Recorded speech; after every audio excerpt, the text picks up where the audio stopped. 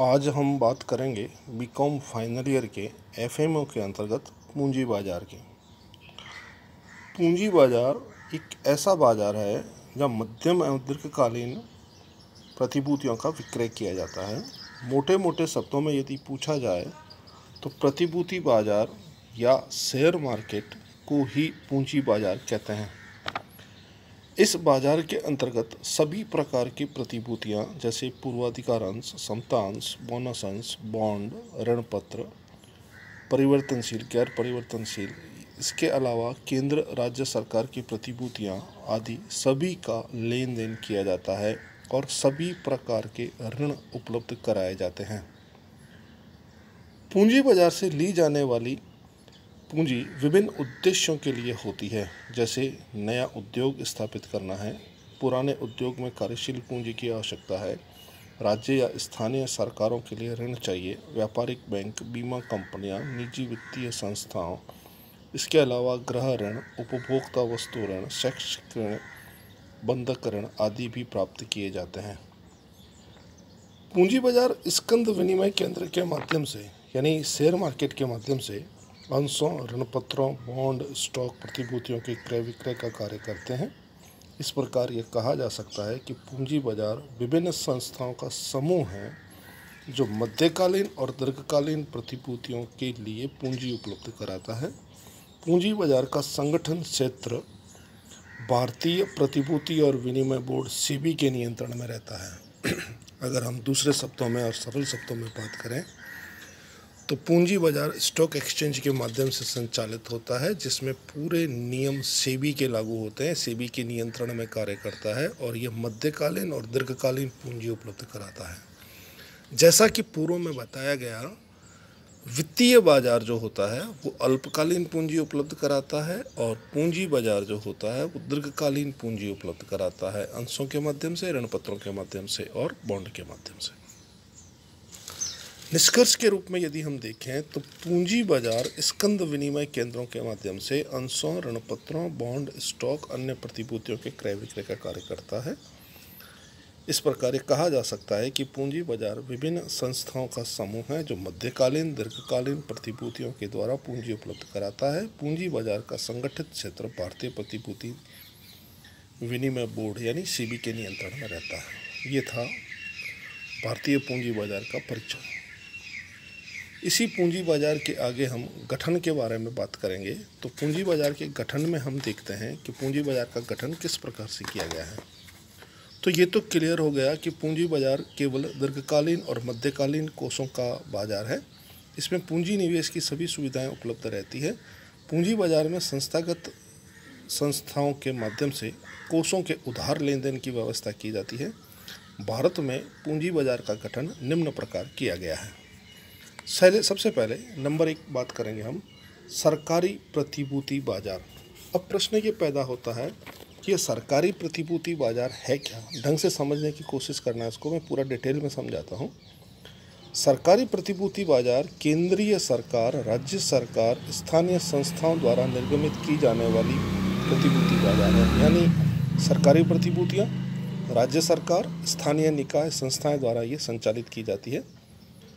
स्थानीय सरकारें भी अपनी प्रतिभूतियां जारी करती है। इन स्थानीय सरकारों में नगर निगम, नगर पालिकाएं, स्वायत्त शासी संस्थाएं, पोर्ट ट्रस्ट, राज्य विद्युत मंडल, महानगर प्राधिकरण, सुविधा प्रन्यास आदि भी सब सम्मिलित किए जाते हैं। सरकारी प्रतिभूतियां सरकारी गारंटी वाली होती है, इनमें जोखिम नहीं होती, इसलिए इनको सर्वोत्तम प्रतिभूति बाजार भी कहा जाता है।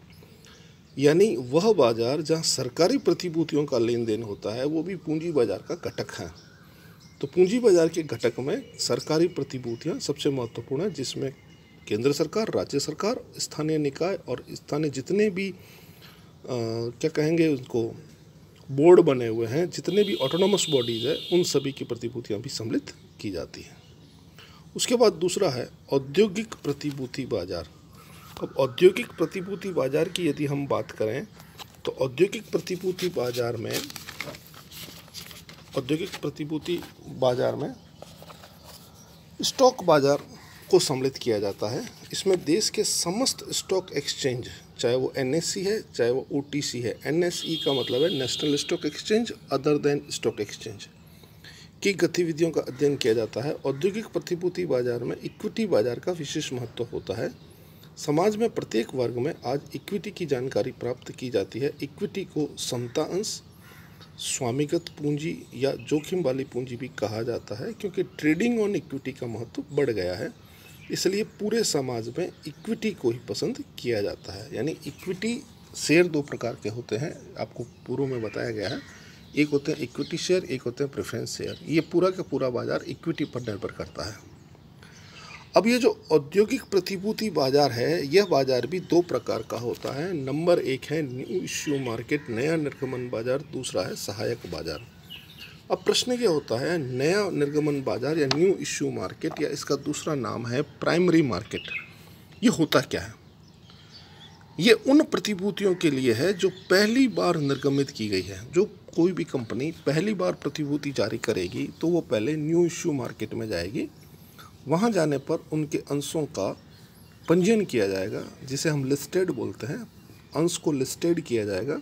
एक बार लिस्टेड होने के बाद में दोबारा जब भी वो कंपनी अपने अंशों का निर्गमन करेगी तो वो न्यू इश्यू मार्केट में नहीं, उसकी बजाय सहायक बाजार में जाएगी या सेकेंडरी मार्केट में जाएगी। तो प्राइमरी मार्केट या न्यू इश्यू मार्केट वह बाजार होता है जहाँ कोई भी प्रतिभूति पहली बार निर्गमित की जाती है, तो यहाँ उसको लिस्टेड कराना होता है, उसे न्यू इश्यू मार्केट बोलते हैं। जबकि सहायक बाजार वह बाजार होता है जहाँ प्रतिभूतियाँ एक बार लिस्टेड होने के बाद दोबारा आती है। यदि पहली बार लिस्टेड हुई है तो वो न्यू इश्यू मार्केट में जाएगी। यदि वो एक बार लिस्टेड हो चुकी है, दोबारा आई है, तो अब सहायक बाजार में जाएगी। सहायक बाजार वह बाजार है जहां पहले से लिस्टेड प्रतिभूतियों का क्रय विक्रय किया जाता है। इसमें अंश, ऋणपत्र, बॉन्ड ये सभी सम्मिलित होते हैं। इसे स्टॉक बाजार भी कहते हैं। इसको गौण बाजार, सहायक बाजार के नाम से भी जाना जाता है। यदि हम स्टॉक बाजार की बात करें तो इस समय भारत में 23 स्टॉक एक्सचेंज है जिनको NSE बोलते हैं, नेशनल स्टॉक एक्सचेंज। और OTC की अगर बात करें तो other the counter exchange of India भी, जिसमें विदेशी स्टॉक एक्सचेंज सम्मिलित होते हैं, वो भी इसमें शामिल किए गए हैं। इसके बाद अगला है तीसरा हमारा विकास वित्त संस्थाएं। अब विकास वित्त संस्थाएं क्या होती है? विकास वित्त संस्थाओं के बारे में डिटेल एक एक करके नीचे बताई गई है कौन कौन सी विकास वित्त संस्थाएं होती हैं। तो यदि हम गौर से देखें विकास वित्त संस्थाओं के बारे में, तो ये विकास वित्त संस्थाएं क्या है? पूंजी बाजार में विकास वित्त संस्थाओं की महत्वपूर्ण भूमिका है। इन संस्थाओं में IFCI, IDBI, ICICI, SFCs, IIBI, UTI आदि प्रमुख हैं। इन विकास वित्त संस्थाओं द्वारा पूंजी बाजार में बहुत बड़ी मात्रा में धन निवेश किया जाता है। ये बड़ी संस्थाएं हैं जो बहुत बड़ी मात्रा में धन का निवेश करती है। इन विकास वित्तीय संस्थाओं द्वारा सावधि जमा, सावधि मुद्रा, अंतर कंपनी जमा, वाणिज्यिक पत्र, जमा प्रमाण पत्र, पट्टा वित्त के माध्यम से पूंजी बाजार में संसाधन जुटाए जाते हैं। विदेशी मुद्रा से भी इन संस्थाओं द्वारा राशि अर्जित की जाती है। ये संस्थाओं की अलग आगे चल के पूरे चैप्टर आएंगे जब एक एक संस्था के बारे में डिटेल में अपन बात करेंगे। उसके बाद अगला है वित्तीय मध्यस्थ। अब हमारा प्रश्न ये उत्पन्न होता है कि ये वित्तीय मध्यस्थ होता क्या है? तो वित्तीय मध्यस्थ का मतलब यह है कि पूंजी बाजार में विभिन्न प्रकार के वित्तीय मध्यस्थ कार्य करते हैं जो खुद तो स्टॉक एक्सचेंज नहीं है, खुद प्रतिभूतियां जारी नहीं करके, लेकिन मीडिएटर की भूमिका निभाते हैं। इसमें सबसे पहला है मर्चेंट बैंकर। अब मर्चेंट बैंकर क्या है? मर्चेंट बैंक वित्तीय सेवाएं प्रदान करने वाली संस्था होती है। इनके द्वारा वित्तीय सलाह देना, ट्रस्टी प्रबंध संबंधी कार्य करना, बीमा सेवाएं उपलब्ध कराना, विशेषज्ञों से संपत्ति का मूल्यांकन करवाना, दलाल संबंधी कार्य किए जाते हैं। मर्चेंट बैंक व्यापारिक बैंकों से अलग होते हैं, यानी व्यापारिक बैंक अलग है, मर्चेंट बैंक अलग है। ये मर्चेंट बैंक फुटकर कार्य करने के साथ थोक कार्य करना भी पसंद करते हैं। किसी भी निगमीय संस्था के नए प्रोजेक्ट के प्रवर्तन, नियोजन, संपादन की सलाह भी देते हैं और परियोजना के वित्तीय प्रबंध, प्रशासन आदि के संबंध में सभी परामर्श देते हैं। मर्चेंट बैंक पर सेबी का नियंत्रण रहता है, यानी जो भी मार्केट है ये सब सेबी के नियंत्रण में रहते हैं।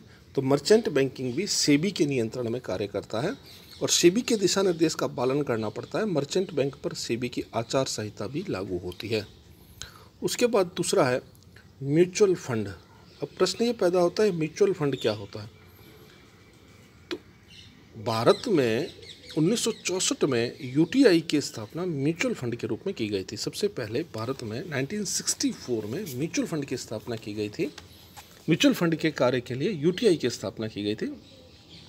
पूंजी बाजार में म्यूचुअल फंड का योगदान बढ़ गया है। व्यापारिक बैंकों ने म्यूचुअल फंड की स्थापना करके पूंजी बाजार को गतिशील बनाने में योगदान दिया है। म्यूचुअल फंड में प्रति यूनिट यानी नेट एसेट्स वैल्यू NAV की गणना की जाती है। आपने जितना भी पैसा लगाया है वो पैसा यूनिट्स में कन्वर्ट हो जाता है और यूनिट्स की रेट निकाली जाती है और यूनिट्स की रेट फ्लक्चुएट होती है। फ्लक्चुएट यानी प्रतिदिन प्रभावित होती है। इसकी मूल्य के आधार पर यूनिटें खरीदी या बिक्री की जाती है। हम जो भी पैसा खरीदेंगे वो रुपया हमारा यूनिट में बदल जाएगा और यूनिट की कॉस्ट घटती बढ़ती रहती है। म्यूचुअल फंड अपनी विभिन्न योजनाओं के माध्यम से कोष संग्रहित करती रहती है। ये योजनाएं जो होती है वो आय फंड, बॉन्ड फंड, कर मुक्त फंड आदि के नाम से जानी जाती है। म्यूचुअल फंड पर भी सेबी के मार्गदर्शी सिद्धांत लागू होते हैं। म्यूचुअल फंड का रजिस्ट्रेशन कराना अनिवार्य होता है। म्यूचुअल फंड के लिए संपत्ति प्रबंधक कंपनी या कस्टोडियन या प्रन्यासी होना आवश्यक होता है। म्यूचुअल फंड के बाद में अगली है लीजिंग वित्त कंपनी। अब ये लीजिंग वित्त कंपनी या लीजिंग वित्त कंपनियां ये होती क्या है, ये नया कार्य करती है जो लीज पर कार्य करती है। इसके बारे में अपन डिटेल में बात करेंगे। भारत में लीजिंग वित्त या पट्टा वित्त का स्थान आर्थिक व वित्तीय पर्यावरण के लिए महत्वपूर्ण है। लीजिंग वित्त में दो पक्षों के बीच संपत्ति के प्रयोग को लेकर समझौता होता है, यानी कोई भी चीज़ को लीज पर लिया जाता है। एक लीजी, एक LEESSEE एक लीजी पक्ष होता है और दूसरा जो लीजी पक्ष जो होता है जो उसको प्रयोग करता है, दूसरा पक्ष लेजर होता है जो संपत्ति का स्वामी होता है। कोई भी दो पक्षकार होंगे, एक पक्षकार संपत्ति का स्वामी होता है और दूसरा पक्षकार जो उसको प्रयोग में लेगा। लीज दो प्रकार की हो सकती है, एक होती है परिचालन लीज और दूसरी होती है वित्तीय लीज। परिचालन लीज का मतलब ये हो गया जो शॉर्ट टाइम पीरियड के लिए उस संपत्ति को लीज पे लेगा और फिर उसका प्रयोग करेगा, जबकि वित्तीय लीज जो होती है वो दीर्घकालीन होती है, वो लंबी अवधि के लिए ली जाती है, जिसमें प्लांट है, मशीनरी है, भूमि है, भवन है, जहाज है, एयरक्राफ्ट है, ये कोई ज़मीन है, कोई खान है, खदान है, ये सारी चीज़ें लीज पर ली जाती हैं। लीजिंग वित्त की आवश्यकता बड़े पैमाने पर पड़ती है। अब इसमें कई प्रकार के बैंक हैं जो इनका सहयोग करते हैं। जैसे मोटे मोटे यदि हम बात करें तो इसमें IDBI, ICICI, IFCI, LIC, उसके बाद में HDFC, ये प्रमुख संस्थाएं हैं जो लीजिंग का कार्य करती है भारत में। लीजिंग कंपनी बैंक, वित्तीय कंपनियां, उपकरण निर्माण आदि का भी कार्य करती है। उपकरण कंपनी में 551 करोड़ रुपए जमा स्वीकार किए गए थे सन 2014 तक। ये बहुत पुराना आंकड़ा है जो हमारे काम का नहीं है। हम तो सिर्फ इतना कहेंगे कि लीजिंग बैंक के जो होती है वो संपत्तियों को लीज पर लेती है। दो पक्षकार होते हैं, एक प्रयोग में लेने वाला, एक संपत्ति को देने वाला। और संपत्तियां जो ली जाती है वो अल्पकालीन और दीर्घकालीन दो ली जाती हैं। एक को अपन परिचालन लीज कहते हैं, एक को वित्तीय लीज कहते हैं। जो अल्पकालीन होती है वो परिचालन लीज कहलाती है, जो दीर्घकालीन होती है वो वित्तीय लीज कहलाती है।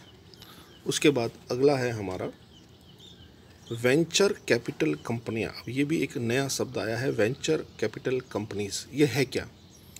वेंचर कैपिटल कंपनीज वित्तीय माध्यम के रूप में कार्य करती है। इनकी लोकप्रियता दिनों दिन बढ़ती जा रही है। आज इन्हें वेंचर कैपिटल फंड, जोखिम पूंजी कोष आदि नामों से भी जाना जाता है।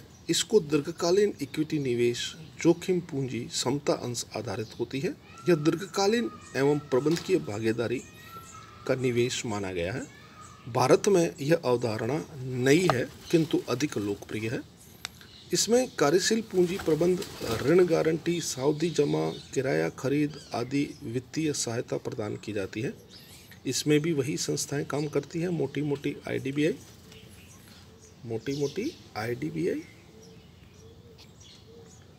आईडीबीआई के बाद में आईसीआईसीआई, ये मोटी 2 संस्थाएं हैं। बाकी आईएफसीआई भी काम करती है, आईएफसीआई भी काम करती है। भारत में वेंचर कंपनी का ढांचा म्यूचुअल फंड के समान समझा जाता है। इसमें समता अंश के रूप में सहायता दी जाती है। ये नया है, लेकिन कई दृष्टि से देखा जाए तो ठीक भी है, क्योंकि अच्छी मात्रा में वित्त की उपलब्धता करवाते हैं। इसके बाद आखिरी है अन्य कंपनियां या अन्य जितने भी प्रकार के वो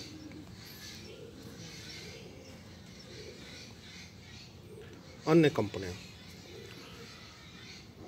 जोखिम पूंजी कोष कंपनी से कंपनी परिवर्तन होता है। जोखिम पूंजी कोष को अन्य में शामिल किया गया है। जोखिम पूंजी कोष केंद्र सरकार द्वारा नियंत्रित होती है। जोखिम पूंजी कोष बोलते हैं अन्य को। जोखिम